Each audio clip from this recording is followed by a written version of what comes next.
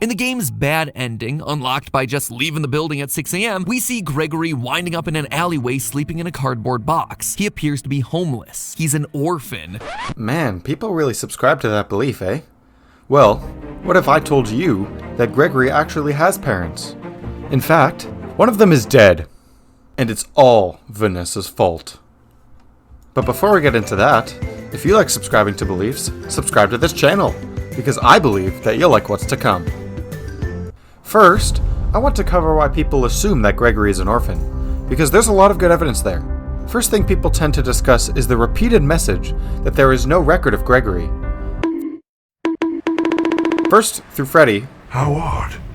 Your guest profile is unknown to me. Then later on, when Vanessa is talking in parts and service. He can't.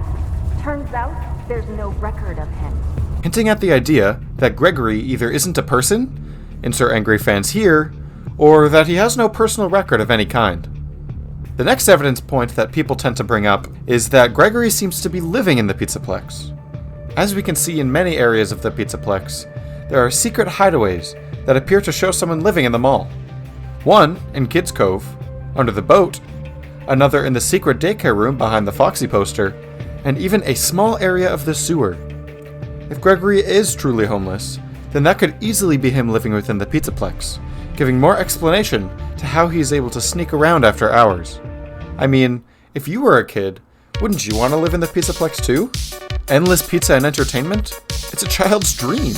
The last key piece of evidence lies in the game's bad ending, where we see Gregory escape the Pizzaplex alone, ending up sleeping in a box in an alley using a newspaper as a blanket. This seems to suggest that he has no place to go. He has no home.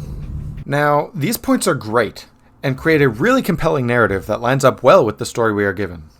However, today I want to explore an alternative that feels even more compelling, and sheds light on why Gregory might be living in the Pizzaplex. In the Lost and Found sequence of the game, we can see Vanessa through the monitor, disciplining Gregory about staying after hours. During her spiel, she refers to Gregory by name, saying, "I'll bet you think you're real clever, Gregory. Yeah, I know your name." She also says that he's going to wait there until his parents or the police arrive. "You are going to wait right there in Lost and Found until your parents or the police arrive." This comment implies that she already contacted both his parents and the police to come pick up Gregory, and yet, no matter how long we wait, nobody ends up coming. The fact that she knows Gregory's name and makes a comment about his parents is rather suspicious. If she knows Gregory's name, then it's likely that she already looked through the Pizzaplex records for him, finding no results. If she knows about Gregory's parents, despite there not being a record of him for her to look through, that implies that she knows who Gregory's parents are without needing the documentation. Now, her comment about Gregory's parents seems to contradict what she says about Gregory having no record. Turns out, there's no record of him. But this actually makes total sense. When Vanessa talks about Gregory not having a record, she's referring to the Pizzaplex records. As we know, Freddy already talks about how he cannot find a guest profile for Gregory. Your guest profile is unknown to me. Meaning that the Pizzaplex keeps track of their patrons in what's called a guest profile. And the reason Vanessa says that Gregory's parents cannot be found? He can be returned to his parents. He can't. Is because they don't know who his parents are. I've heard others mention that the type of record that Vanessa is referring to is one that the police would have to locate a person, but that just doesn't make sense. We have seen Vanessa hack into various companies and locations, from DLZ shipping from the FNAF AR emails to the Pizzaplex security systems, but there is zero evidence showing Vanessa hacking into any police or governmental records. The fact that Gregory has no guest profile implies that he either snuck in or broke into the Pizzaplex at some point. And what do we see throughout the Pizzaplex? Hideouts. Gregory snuck into the building and has been living there for some time. But why would he need to live there if he has a home? If he has parents? As you run through the Pizzaplex, you'll begin to recognize patterns among some of the voice lines that you may get. "I'll take you to your parents. Let me take you to your parents. Your family is looking for you. Your parents want you to follow me." As you just heard, Chica mentions Gregory's parents on 3 separate occasions. Now you may think this could just be some kind of default child searching protocol that Chica might have, but we do actually hear one other instance of Gregory's parents getting mentioned, and that's from none other than Vanessa herself. That's right, in the section immediately following Parts and Service, where Vanessa tells Freddy that there is no record of Gregory, and that Gregory's parents can't be found.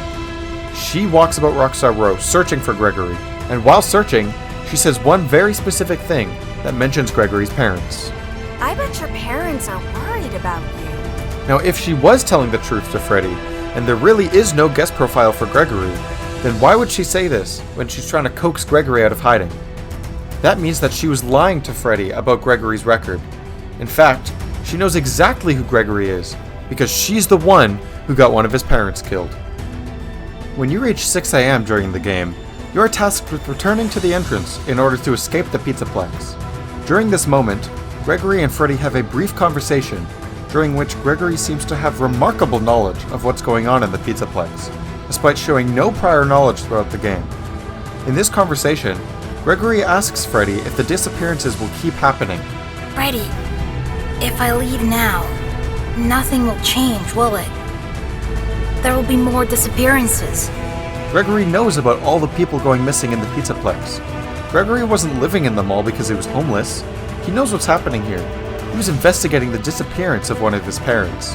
During the ending where you escape at 6 a.m. without Freddy, we can see Gregory hiding in an alley alone, using a newspaper as a blanket. On that newspaper, we can see the header, "Missing.